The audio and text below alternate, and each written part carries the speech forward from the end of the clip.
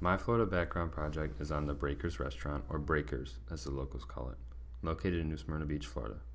The restaurant is located directly next to the main beach ramp, building number 20 as shown on this diagram. The building itself has been around since the early 1900s, and the original trace of the building can lead back to an old cabin from the late 1870s. This is one of the few remaining buildings left from the 20th century that is still standing today. Coming over the North Causeway and making our way down Flagler Ave, which is the most popular street in New Smyrna Beach, it is clear to see how the city is one of the most well-kept secrets in Florida culture, even though it has grown to encompass almost 25,000 people.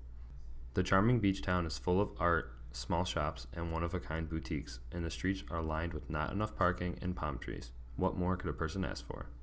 There are many restaurants in New Smyrna Beach, from one-off ice cream shops to hole-in-the-wall pizza places to fine Italian cuisine. But one restaurant stands out above them all: Breakers. In an interview with Jeff Buckingham, the general manager of Breakers since the early 90s, he says it's where everyone goes to eat, no matter your age, sex, or where you're from. Everybody eats at the big pink building at the end of the street.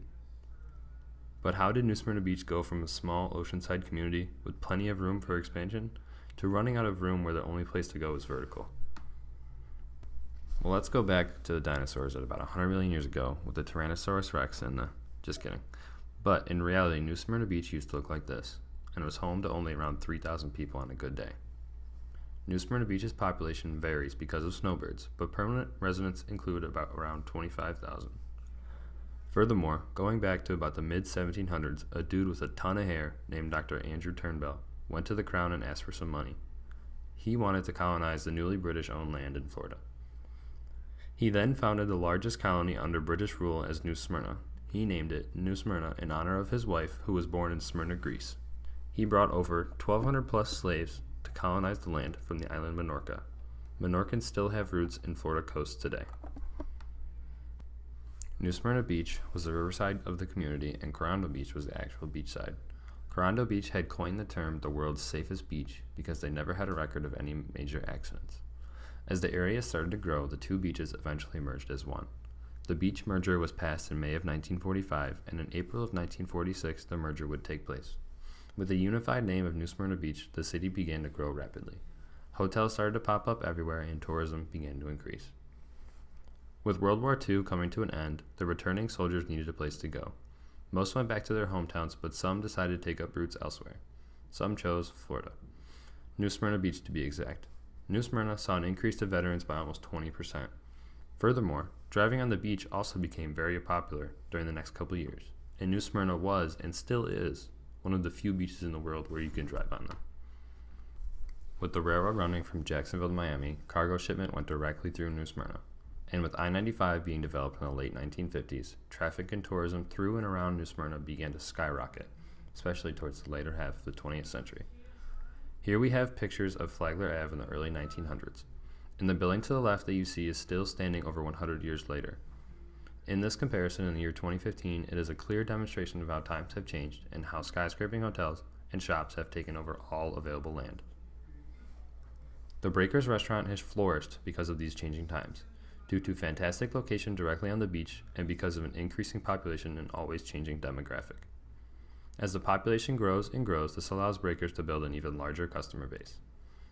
In the same interview with Jeff Buckingham, he says, being located directly on the beach and Flagler Ave allows for lots of foot traffic from the beach, and also from the shops.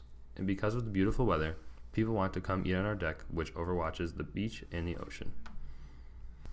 Other restaurants located near Breakers, such as the Crow's Nest or the Garlic, are both very good dining, and have their own interesting perks, but they do not have the history and aesthetic that goes with it. Even though they both pull very good numbers, they do just not compete. There is one restaurant that has stood amongst with Breakers, this being the Flagler Tavern, which is located directly on Flagler Ave about a quarter mile from the beach entrance. Originally opening in 1928, but the restaurant has changed hands many times, and this has caused a downfall in business. Recently, it was bought by a very dedicated couple back in 2014, and after recent renovations, the tavern is back on the rise. Breakers was also renovated in the late 1990s. The building was originally a basic brick color and was transformed to the bright pink color it is today. This matches the usual color palette which is generally found on houses in Florida. These include the pinks, yellows, greens, and blues. The Breakers restaurant thrives no matter the season and has withstood many brutal hurricanes throughout the years, and thus proving its resilience. The Breakers restaurant has been around for a very long time and resorts its success from a small shack on the end of the street that sold beers to the bar it is today because of the expansion of the city around it. But with the ever-growing population of New Smyrna Beach, will Breakers be outgrown? In the last year, a 3-story Marriott hotel was put up directly next to it, ruining the view from the north side. Or will it keep its small-town charm and continue to service the community delicious burgers?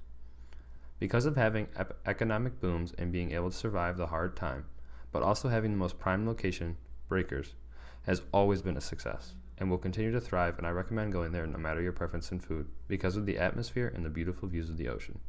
And just in case you didn't like my presentation, here's some pictures of Andy Oler.